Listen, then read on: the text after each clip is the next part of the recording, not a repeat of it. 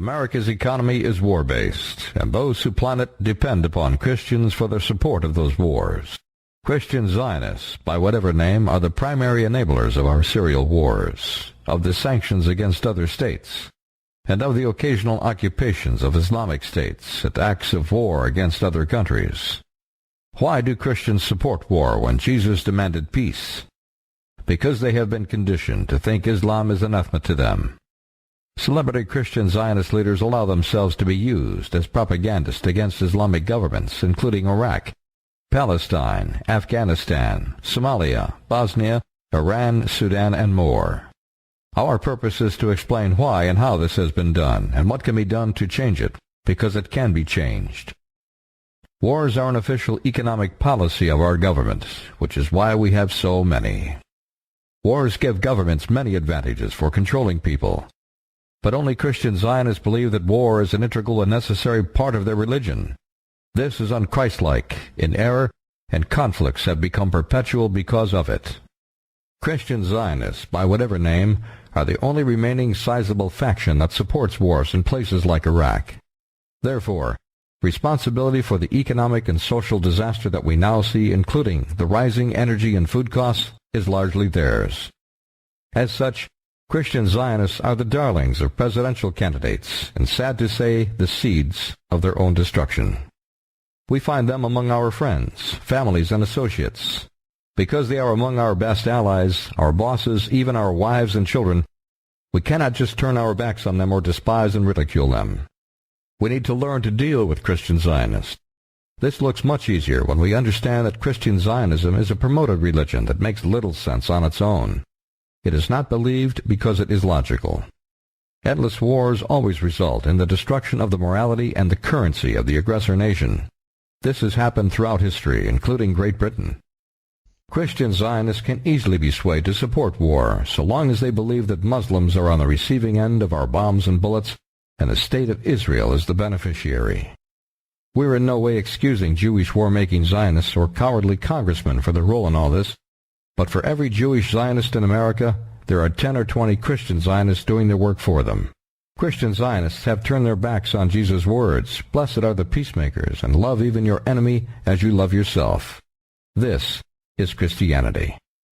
Anyone who claims that they follow Christ and fails to stand for justice and protection of the innocent will definitely have some explaining to do. Christianity, as you find in the Christian Bible, which is this, the Christian New Testament, only a few pages long, can be read in a very short period of time. Quite a bit of it is repetitious stories that are told over and over again. I have presented this to dozens of pastors and religious leaders and asked them to show me one line in this book that would ever allow any person who calls themselves a Christian to take a life or support a war. The Christian Bible demands peace. The words of Jesus Christ are words of peace. Blessed are the peacemakers. It's probably the most quoted phrase, and there are no exceptions. You cannot go through this and find some place where Jesus in some underhanded way said, well, war is okay on some occasions, or it's okay to kill somebody under certain circumstances. It's just not there. Political change can only come from understanding the roots of Christian Zionism. Americans of all religions need to understand what Christian Zionists believe and why. The vast majority of members in churches who put Israel first before Jesus do not even consider themselves Christian Zionists. They would even deny it. They usually describe themselves as evangelicals, dispensationalists, premillennialists, or just Christians. When they stop and think about it, very few laymen are comfortable with the radical elements of Christian Zionism. Their church is a comfortable social outlet, especially for their families, and they really don't believe in the Christian Zionist jargon that's spoken there. At the apex of the Christian Zionist sect, which is only a little over 100 years old, are media personalities such as John Hagee, Ron Parsley, Pat Robertson, the late Jerry Falwell, and many others. Each has openly expressed the view that war upon Islamic states is necessary, including war against Iran. It is time for America to consider a military preemptive strike against Iran to prevent a nuclear holocaust in Israel. Christian Zionism is the only religion that has war as one of its principles, where the people who follow it actually are expected to accept war, where they feel that war is necessary to the carrying out of their religious end, where their view of paradise, where their view of heaven is actually involved in war. No other religion that I know of is anything like that. And Christianity itself, based on fundamental Christianity, 2,000 years old, has nothing to do with Christian Zionism 100 or 150 years old. How does one tell who is a Christian Zionist? We have a question litmus test. It's non-invasive and usually welcomed. It is, do you believe that the state of Israel is a fulfillment of biblical prophecy? Do you believe that the modern state of Israel is a fulfillment of biblical prophecy? Oh, absolutely. There's no doubt at all. If Israel is the fulfillment of biblical prophecy, which it is not, then where does Jesus fit in? Jesus or Israel? One or the other is the fulfillment of the prophecy of the Old Testament. There is no room for both. Orthodox or traditional Christians have always believed that Jesus, not Israel, is the correct answer. No other branch of Christianity believes that political Israel is in God's plan for the future. This while ignoring Israel's intolerance, its racism, its constant wars. Israel is to them, the Christian Zionists, the chosen people of God still today. About 1/3 of the 210 million American adults who identify themselves in polls and censuses as Christian are influenced by Christian Zionism. That's about 70 million people, making Christian Zionists the most powerful and coveted voting bloc in the world. This can be seen during any election year. The most obvious example was John McCain's reckless pursuit of the Christian right that led him to gross embarrassment at pulpits next to maniacal Zionists like John Hagee and Ron Parsley, both of whom call for the nuclear destruction of Iran. Rod Parsley has said that America was created expressly for the purpose of destroying Islam. I know that this statement sounds extreme, but I'm not shrinking back from its implications. The fact is that America was founded. I'm going to stagger you right now. America was founded in part with the intention of seeing this false religion destroyed. It is rewarding to us and constructive to God's plan to read that the giant closet Zionist Southern Baptist Convention recently announced with great distress that its membership is falling to the lowest level in 20 years. Perhaps it will return to Orthodox Christianity. We hope so. The teachings of Jesus Christ inescapably demand peace and love of one's neighbor. This has been America's one badge of righteousness. The war between the states from 1861 to 1865 was an assault on the Christian values of justice and morality. It diminished and divided the church. It taught moral Christian men about mass killing. A more direct attack on Christianity came from Oxford University Press in England in 1908 when it published a false and intentionally misleading Bible called the Scofield Reference Bible. Its mission was to inject into the Christian text reinterpretations that made the future state of Israel the way to God. This book was so important that Oxford University Press opened its first branch in the United States to publish it. They had never published an American book before. They had not published Whittier's books, his poetry. They had not published Longfellow. They had not published any of our great American authors, but they published this. The Oxford University Press published the Scofield book. They promoted it into key American seminaries and Bible schools where the beliefs of future generations of pastors could be molded to cloud the peacemaking traditions of Christianity and benefit the state of Israel. Most pastors and teachers were unaware of any danger, since there was no state of Israel at the time. Most of them did not even know the Jewish state was being planned. Few guessed that the Scofield book would be used by secular powers to bend Christians into political and financial servitude to the Jewish state, present-day Israel.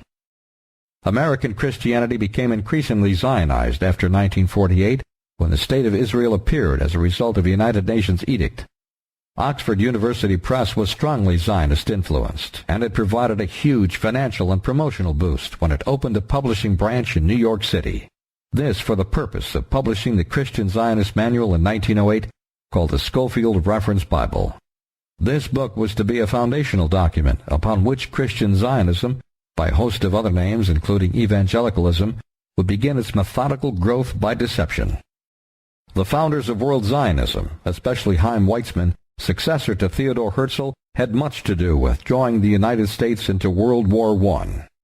A mere handful of dominant American Zionists were able to influence President Wilson, possibly by blackmail, to join the war in Europe over his advisors' objections. America lost over 100,000 men who were entirely innocent of any involvement in European politics, and out of all this, the World Zionist movement gained a piece of land called Palestine. The land of the Philistine was England's payoff to World Zionism for causing America to enter World War I on the side of Great Britain, which was losing the war to Germany. By 1917, the World Zionist movement was in high gear toward occupying Arab Palestine after the Balfour Declaration gave them a claim, without title, to any land occupied by the Palestinians. The Scofield Reference Bible was copyrighted in 1909. It is an Old and New Testament with most of the notes in the original text added in the Old Testament. Later, many notes were added to the New Testament as the Scofield Reference Bible was re-edited several times, with the most radical change being made in 1967. The book has been updated over and over again, each time by Oxford University Press, always having Mr. Scofield's name on the front of it.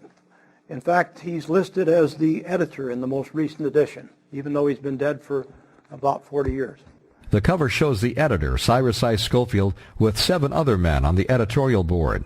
One of these was Reverend James M. Gray, president of the Moody Bible Institute, one of the most influential organizations in evangelical circles of the day. There were also 2 other seminary leaders on the editorial board. Those lending their names were predominantly heads of seminaries and Christian colleges. What happened is the distribution took place through these seminaries. And then when young pastors were graduated from these schools and they went back out and took a church and started to teach from the pulpit, they had one of these in their hands. This is what was given to them. And I suppose that they were probably given to the seminaries. It was likely that the Oxford Press was very generous in making sure that all these people had these. What exactly is the Scofield Reference Bible? Let us look critically at just one page of the book that has become the guide for secularist Jews in Israel and evangelical Christians in America to explain why they think present-day Israel has the right to all of the land in the Middle East, beginning with Palestine. Genesis 12:3 is part of the Torah and is quoted in the Quran. These 3 verses are standard in the King James translation and very similar in other Bibles. Let me paraphrase it as you read the Old English. The Lord told Abram to leave his home and family and go into a land that God would show him. God promised to then make of Abram a great nation, bless him, and make his name great, protect him by blessing his friends and cursing his enemies. And from Abram's seed all the nations of the earth would be blessed.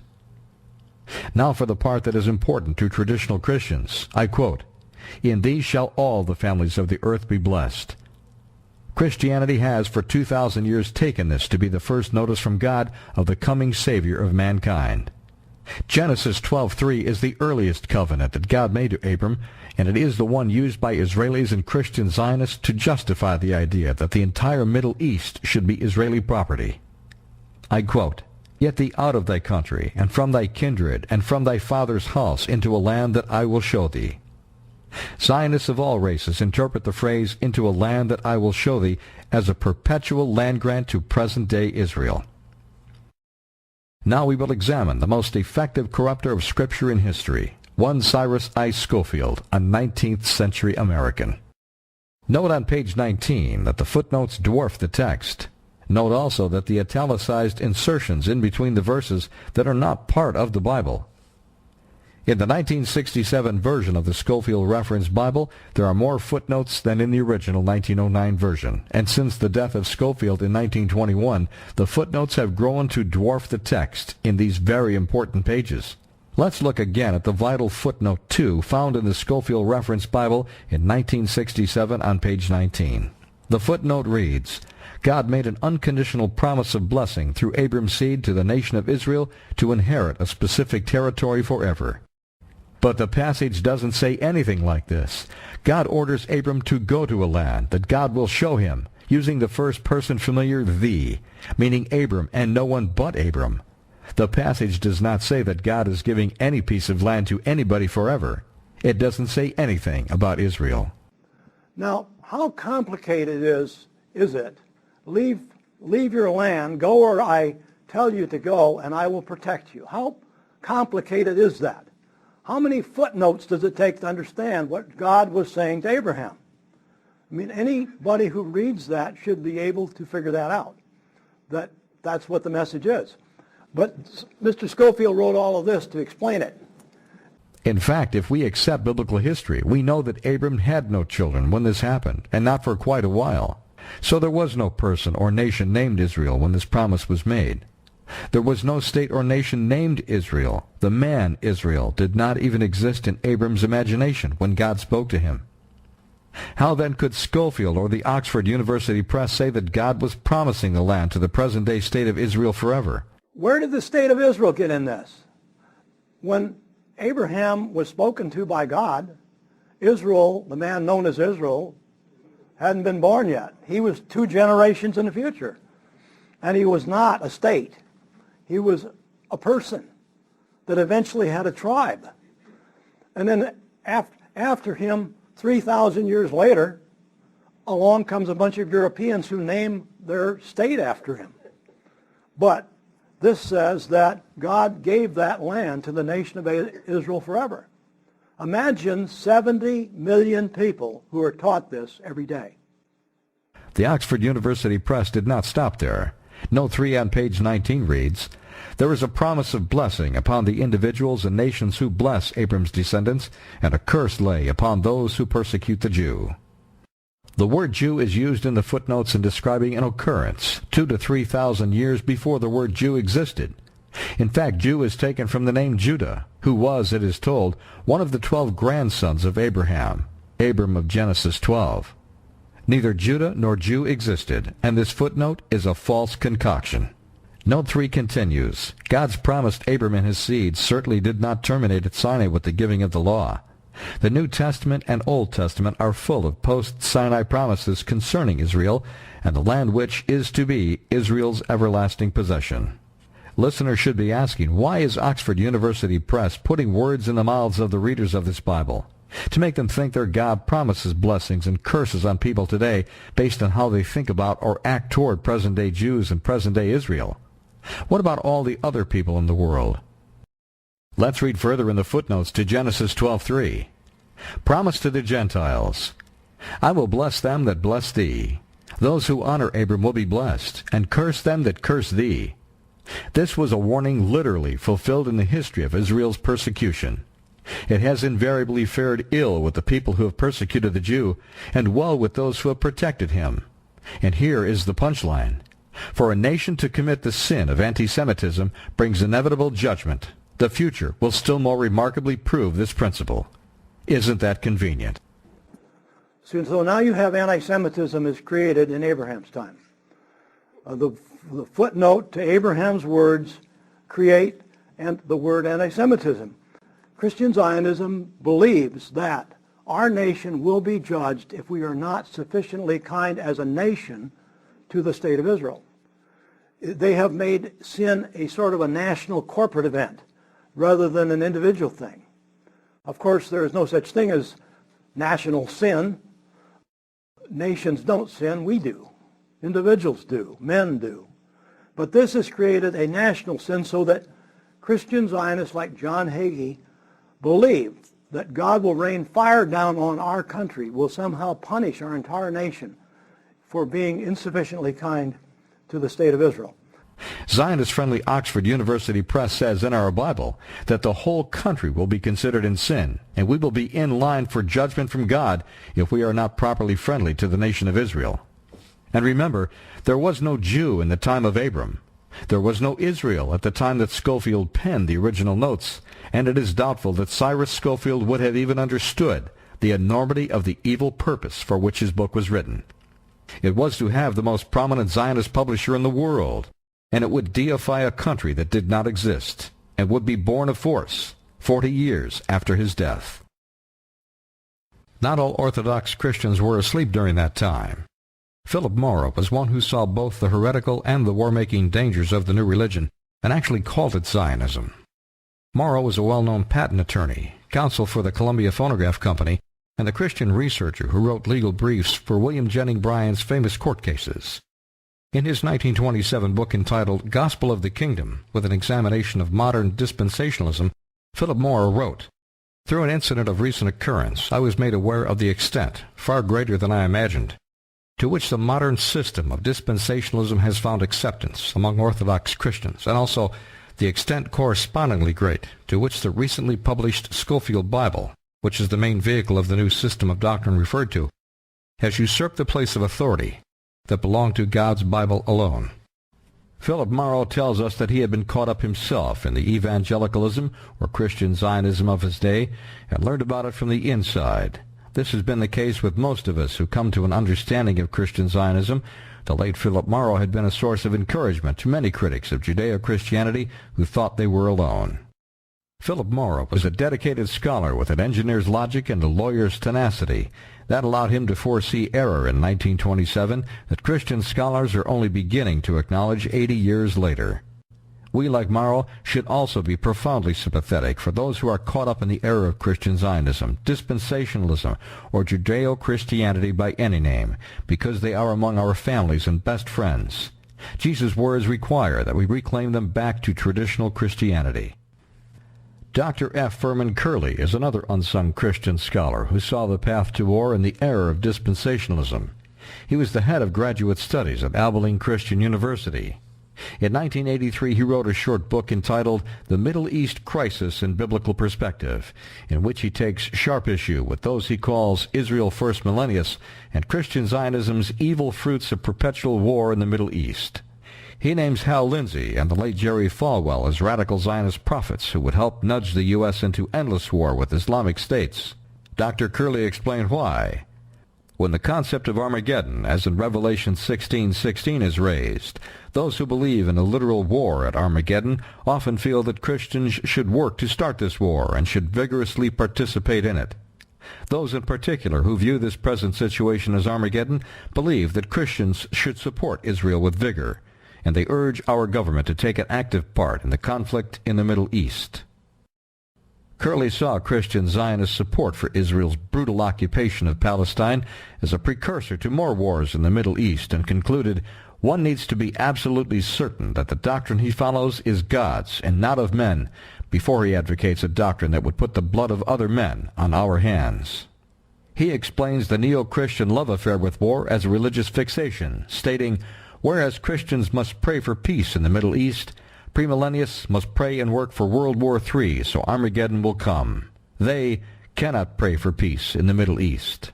If a follower of Christian Zionism will only examine the simple teachings of Jesus in the New Testament, he will find there is not a single passage or phrase that would give a follower of Christ the cause to take the life of another man or another man's wife or a child in a faraway country. No such biblical permission exists.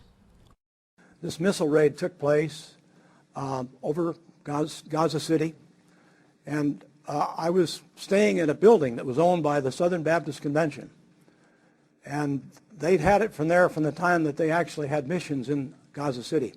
They still owned the building. Probably nobody to sell it to. You probably can't sell buildings there very easily. And it was a 3-story building, and I crawled up on the roof when the missiles started to come down with my camcorder and photographed this missile raid on the Palestinian people, the people of Gaza City, on that Thursday night about 3 a.m. And this is the sounds that people in Gaza hear almost every night somewhere in Gaza. If you live there, you'll hear this sooner or later. And if you hear that in the distance, that's a bomb. But that's about the 4th explosion. Last night, large numbers of people killed. Now I hear the ambulances running.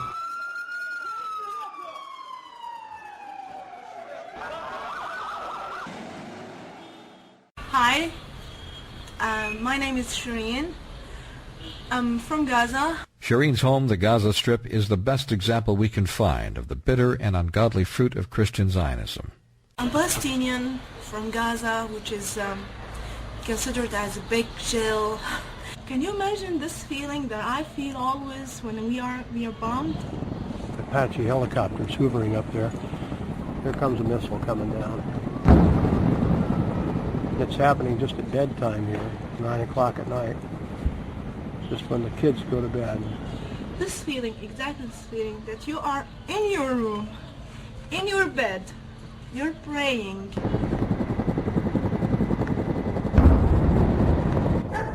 Here we are again. The chopper's very close this time. He's up there terrorizing people, shooting from right behind us. Comes another bomb.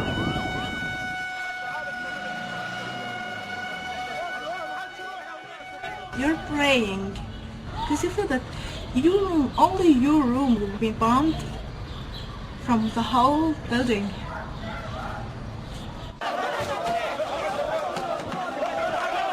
Here comes another one fired from a much lower angle right off to my left. They're coming right down across the town.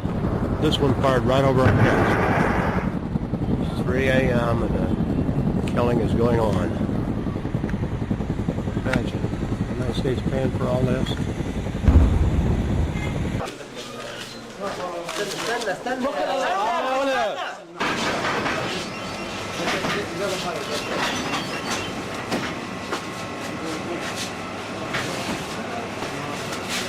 You didn't have him, you didn't have her, you have a news saying that go to the hospital because he's there, he's dead, he's in the fridge.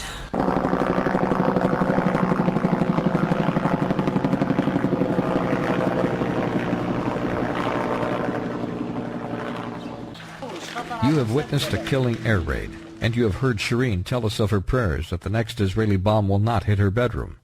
The occupation and bombing of 1.5 million Gazans like Shireen would end overnight were it not for the enabling support of well-intended and otherwise decent Americans who do not know what act they support. This film is dedicated to Shireen from Gaza and others, some Arab followers of Christ and some Muslims who aided in the making of this film. Shireen asked Charles Carson, who filmed her interview, could he fix this? He couldn't tell her that he could fix it, but We Hold These Truths is dedicated to keeping that promise to try and not to quit trying. We implore you to show this film to every mainline pastor. Traditional and Orthodox Christian churches do not believe that God ordained the state of Israel, so they will listen. They need to go further in understanding the roots of Christian Zionism so they can take their part in recovering America for God.